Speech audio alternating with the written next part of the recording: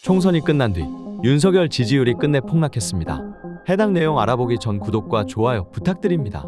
리얼미터가 공개한 여론조사 결과를 보면 윤석열 지지율이 지난 조사 대비 4.7%포인트 하락한 32.6%로 나타났으며 부정평가는 4.1%포인트 상승한 63.6%로 나타났습니다. 리얼미터 지지율의 경우 작년 10월 이후 최저치를 기록한 상태입니다.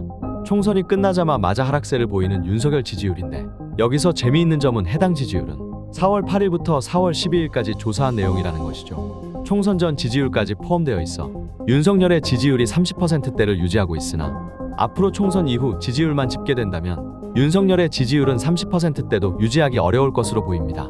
실제로 12일 일간 지지율의 경우 28.2%까지 떨어진 상태이죠. 이는 취임 후 가장 낮은 일간 수치입니다. 총선 패배의 영향이 윤석열 지지율에 직접적인 타격을 주고 있는 상황인데요. 특히 윤석열 지지율 하락세는 보수층에서 크게 나타나는 것으로 확인할 수 있었습니다. 보수층에서는 8.6%포인트 하락했고 70대 이상에서 윤석열 지지율은 약 10%포인트 정도나 하락한 걸 확인할 수 있었죠. 앞으로 공개될 윤석열 지지율이 상당히 궁금해집니다.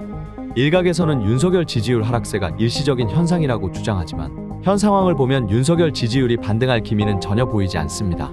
총선 후 환율이 크게 상승하며 연쇄적으로 물가 상승에 대한 우려의 목소리가 더더욱 커지고 있습니다. 또 국민의힘 내부에서는 윤석열을 향한 내부 총질이 시작되고 있죠. 특히 최상병 특검에 대한 압박이 점차 심화되고 있습니다.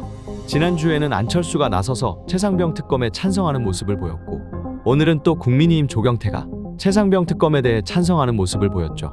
총선이 끝나자마자 여당 내부에서 반란의 목소리가 나오고 있는 상황입니다. 윤석열 탄핵까지 이어질 수도 있는 최상병 특검에 대해 이렇게 공개적으로 찬성하는 모습은 심상치 않은 것이죠. 또 차기 국회의장으로 추미애가 적임자로 떠오르고 있습니다. 그는 벌써부터 국회의장이 되면 답답한 중립은 없을 것이다.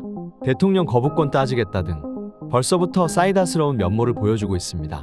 이런 추장군을 두고 감히 짬짬이로 국회의장을 뽑는다. 당원들이 가만히 있지 않을 겁니다. 이길 수 있을 기회가 올 때 승부를 끝내야 한다는 것은 말합니다.